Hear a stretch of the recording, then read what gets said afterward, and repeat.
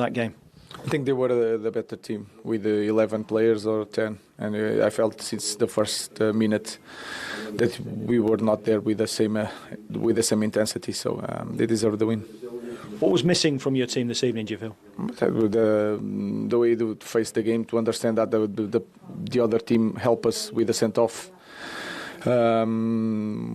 What we need to do in every single moment of the game. If they have 10, let's push the opponent to the final third, to be near any transition, to be focused, really to be focused in the game.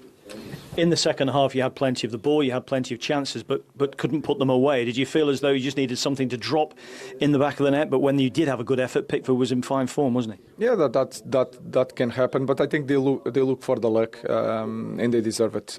We need to do more.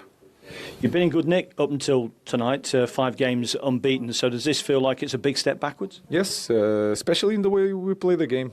Forget about the results. The results is also really bad, but I'm more concerned with the feeling that I had during the game. What's the situation with Cunha? What was the injury? What's the problem with him? Let's recover Cunha and then we'll see if he'll be ready for the next game. How pleased were you with the way that Josh Sturksey led the line this evening? He did all right, but I think everyone should play better tonight. Obviously, your frustration is clear to see. What kind of things have you said to your players at the end of the game then? Nothing. We have training tomorrow. I will deal with that tomorrow. Thanks for your time, Ruben. Thank you. Cheers. And you can see how unhappy he is. And the obvious question that fans all want is, after being unbeaten in 5, and like you say, all the positive vibes, why at home against 10 men have they lacked intensity, in the manager's words? Yeah, you don't know. I think you've had a lot of players away on international break as well who are flying back. So you don't have the time to work with the team that much. So maybe that's a factor. But Michael knows as well, sometimes you train against 10 men and it's very difficult to break down if they're organised well and you've got everyone working. It's difficult to break them down and get the clear-cut chances if they defend well and they work hard. So I think Man United's game plan had to change as well tonight when Everton went to 10 men. So they had to change the game plan on how they played the game, and they didn't do it well enough. They didn't, as the manager said, they didn't have that intensity, and that cutting edge, I think, was missing tonight. Yeah, I mean, I look at that team and I just think it was going so well with certain players in certain positions. And today there were some important injuries. And if it's like for like, if you're still playing in the same type of way, then I think it can sort of work. But just, Cunha's a big miss. Those players that actually take the ball, that drive, that make runs, that are positive, that take risks. We highlighted something before the game, Manchester United a year ago and Manchester United in recent games. And actually, in the first 10 minutes, straight away, you could say, oh, my word, that's what we were just showing before the game in the short clips. Xerxes up front, very, very little movement, waiting for the ball. OK, a couple landed on his head and he had a couple of efforts. But that was going back 12 months, and that's not what Manchester United need to be doing. That was after 13 minutes away at Old Trafford, who they've just won the last 4 there. Who would have predicted a 1-0 Everton win? If not many people, if being honest, but I think the way Everton conducted themselves and the game management of the game was very good. I thought first half especially, Barry, Grealish and I were excellent in keeping hold of the ball for them.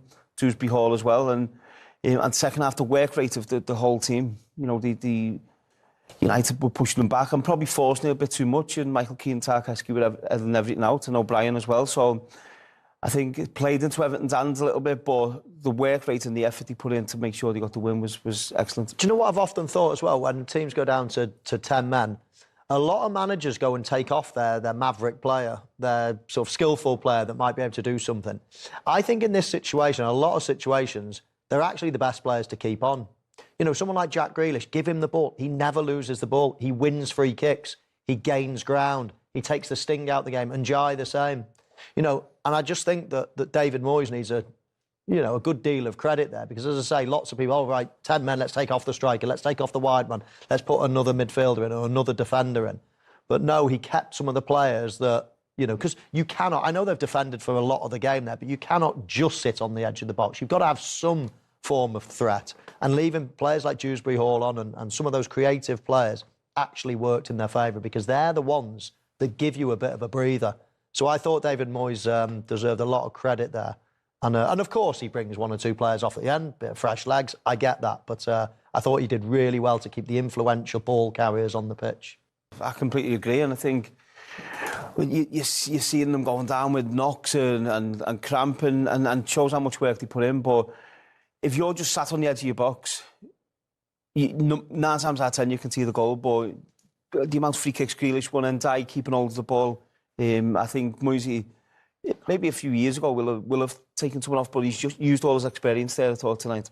Here's the match centre with their explanation. The referee's call of red card to go for violent conduct was checked and confirmed by VAR, with the action deemed to be a clear strike to the face of Keane. I mean, that's a factual thing, isn't it? I mean, listen, it shows they care. It shows that they're wanting to win. They get angry if something goes wrong, if the ball's given away in that case, and it's professional pride, and we all feel like that. But there's one thing in sort of, come on, you should be on my wavelength. You should have been ready for that. It's one thing doing that, and there's another one slapping somebody in the face. I mean, that's just going over the line. So, as I say, it's just hard to argue that anything other than a red card can be the right decision. And do you think he'll have words about that now? I'm sure he'll have a couple of words, but I think he'll be focused. David Moyes will be focused on the good play Everton have had in the first half, and they've defended really well, but they've looked the most dangerous team. When you get the ball, I think the front three, and Dye, Grealish and Barry. Barry, I think, has been excellent to hold the ball up.